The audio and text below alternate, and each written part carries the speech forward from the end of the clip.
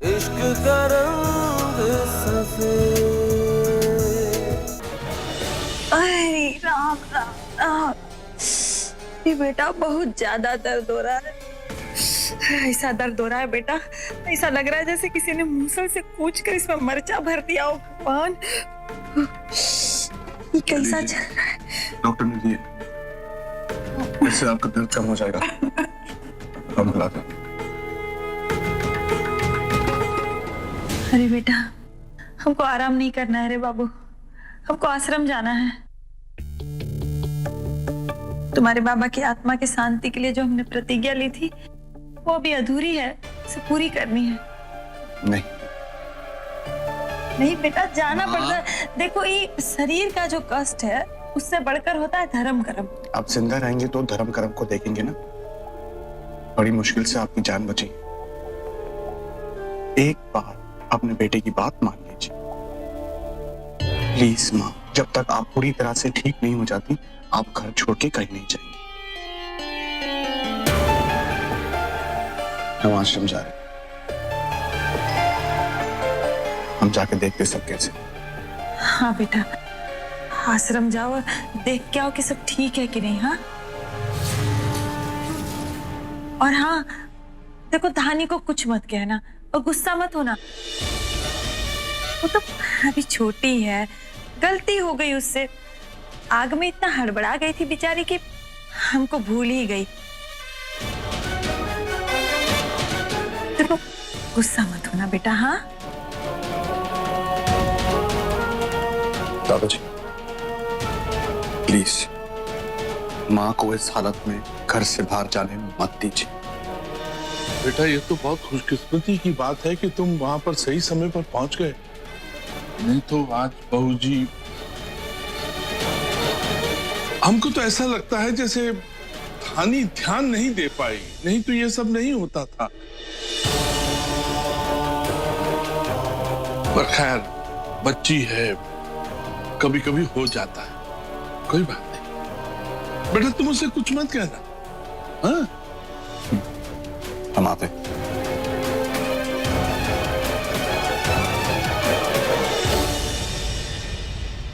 वो तो ये नहीं समझ में आ रहा है दीदी कि इतना जल्दी इतना भीषण आग पूरे आश्रम में फैल कैसे गया। सब लोग यहीं बैठे तो देखते देखते सब भस्म हो गया। आग लगना तो एक हादसा है दुलारी। यहाँ तक हम समझ पा रहे हैं ना, वो जो चूड़ियों की लाख थी ना, उसकी वजह से ही इतनी आग भड़क गई और आश्रम का इतना बुरा हाल हो गया। दीदी, बुचिया तो हम ही लोग के लिए लाख लाई थी कि उसे चूड़ी बना के 2-4 गो पैसा आएगा हम लोग के पास। बाकी इस वतिया में जो लिखा होता है ना, वो है होता। एक बात हमारी समझ में नहीं आ रही है, छोटी मालकिन आश्रम के अंदर कैसे थी? मंदिर गई हुई थी ना। ठीक ठाक बच गई है, काफी है ना। तो वो इल्जाम हमनियों के ऊपर आता दीदी।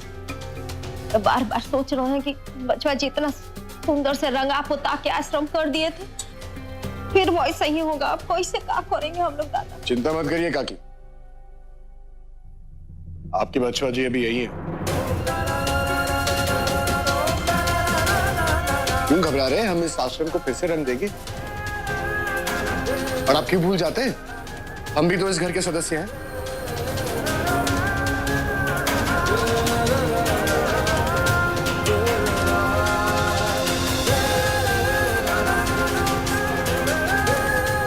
ये क्या किया तुमने तो कहा था कि मां अंदर थी। अगर थोड़ी सी भी देर हो जाती तो मां तो आज। वैसे हम तो कह रहे हैं काकी कि आप सब लोग कुछ दिनों के लिए हमारे घर चल के रह रहिए। नहीं बेटा, हम लोग कहीं नहीं जाएंगे। अच्छा बुरा जो भी हम लोग के साथ हो रहा है, यहीं रहेंगे। सीता माई ठीक कह रहे हैं बचवा जी, हम लोग कहीं नहीं जाएंगे। तमाई, हालत देखिए आश्रम की, इसे ठीक ठाक करने में कम से कम 2 दिन तो लगेंगे। कैसे रहोगे आप लोग? ठीक हो जाएगा बेटा, परेशान मत हो। कोई नहीं जाएगा बचवा जी, जिद मत करिए। हम लोग यहाँ रह के सब कुछ ठीक कर लेंगे। ठीक है, ठीक है, आप लोगों की मर्जी। राजलक्ष्मी, यार राज, पंकज, एक काम करो, नए बिस्तरे और चादरों का इंतजाम करो।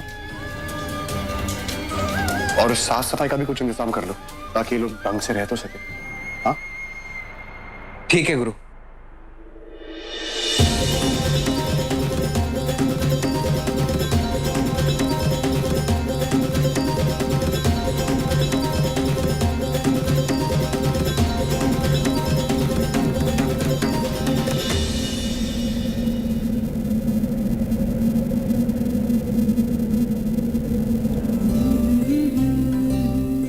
धानी, अब तुम हमारी जिंदगी में हो, तुम्हें और कुछ नहीं चाहिए।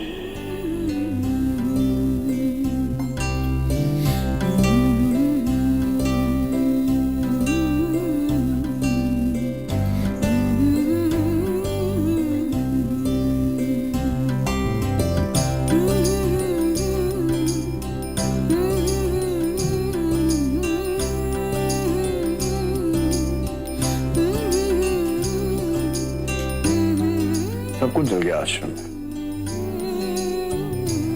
सिवाय हमारे इस तस्वीर के। लगता है भगवान भी हमारे प्यार के साथ।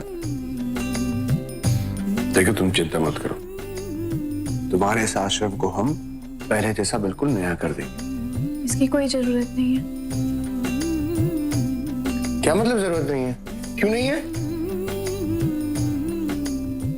हम जानते हैं तुम्हारी बहुत मदद करी है, हम जानते हैं तुम्हारा भला चाहते हो, लेकिन इस बार हमें तुम्हारी कोई मदद नहीं चाहिए। हम खुद अपने पैरों पे खड़ा होना चाहते हैं। हम खुद ठीक कर लेंगे इस आश्रम को। छोड़ो उसे, तुम शायद भूल गई हो हम तुम्हारे मंगेतर हैं। हम दोनों के बीच में ये हमारा तुम्हारा कब से आने लग गया। हमें अगर मदद करनी है तो हम करेंगे, पूरा हक बनता है हमारा। लेकिन हम नहीं चाहते हर बार तुम हमारी मदद करो। और हम ये भी जानते हैं कि तुम नाराज हो हमसे, लेकिन वकील बाबू विश्वास करो हमारा। हमें नहीं पता चला छोटी मालकिन कब अंदर आ गई। ऐसा है ना थारी, कहा सुना कभी कभी झुटलाया जा सकता है, लेकिन जो हमने अपनी आंखों से देखा उसे कैसे झुटला दे। इंसान कितना भी बुरा हो, अपने आप को मौत के मुंह में नहीं डालता। अब मत कहना कि इसका उत्तर भी हमें अपनी मां से ही चाके लेना चाहिए। इसलिए हम कह रहे थे कि धानी,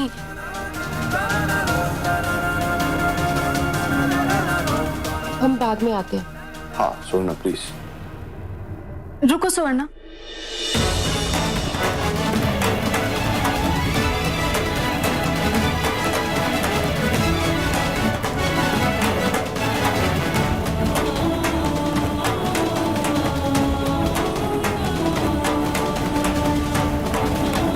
हमें माफ कर दो धानी, लगता है हम गलत समय पर आ गए। ऐसी कोई बात नहीं है।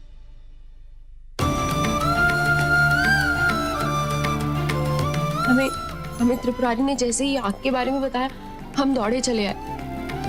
यानी हम तुम्हारे साथ जितना मर्जी झगड़ा कर ले, लेकिन हम कभी नहीं चाहेंगे तुम एक खरोच भी आए। तुम ठीक हो ना धानी? हम ठीक है।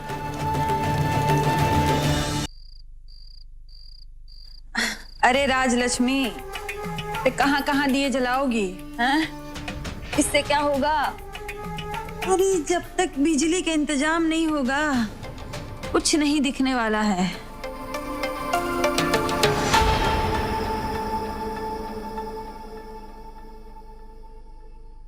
कुछ भी कहो छोटी मालकिन, वकील बाबू में बात है।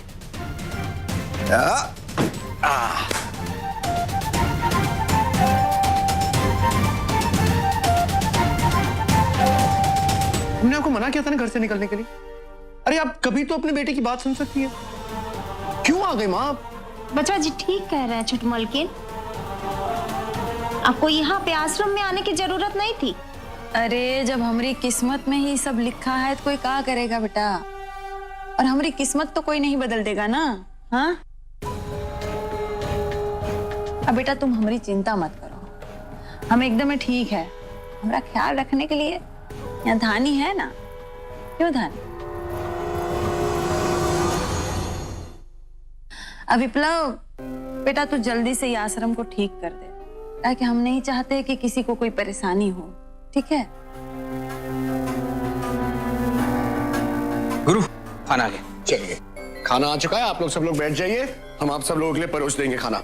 आज कोई कुछ काम नहीं करेगा, सब काम हम लड़के करेंगे। धानी अब हम चलते हैं। हाँ लो। वरना हम इतने बुरे नहीं है कि तुम हमारे साथ बैठ के खाना नहीं खा सकती। नहीं नहीं वकील बाबू, ऐसी बात नहीं है।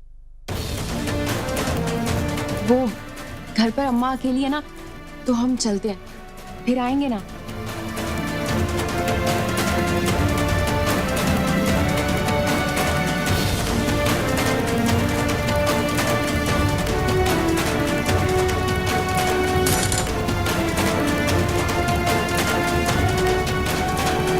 हमने कहा ना कोई भी औरतें कुछ काम नहीं करेंगी, आज सारे लड़के ही सारा काम करेंगे। चलो जाओ, अपने अपनी जगह पर बैठो।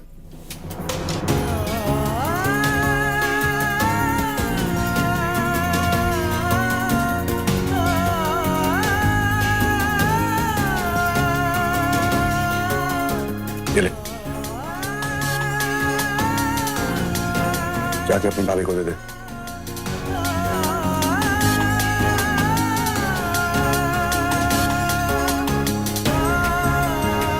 यार तुम लोग ने बिस्तरे और चादरों का इंतजाम किया कि नहीं? नहीं गुरु, बस अभी कंबलों का इंतजाम कर दो यार।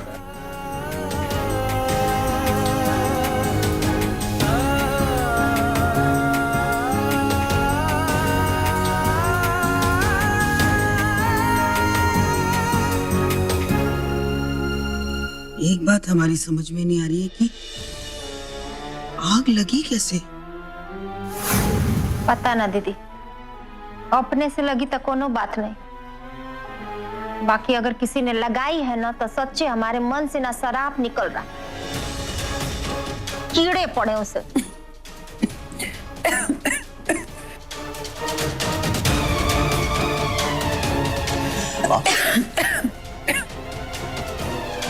पीछे पानी पीछे। अरे वो खाने में मिर्ची आ गया था बेटा।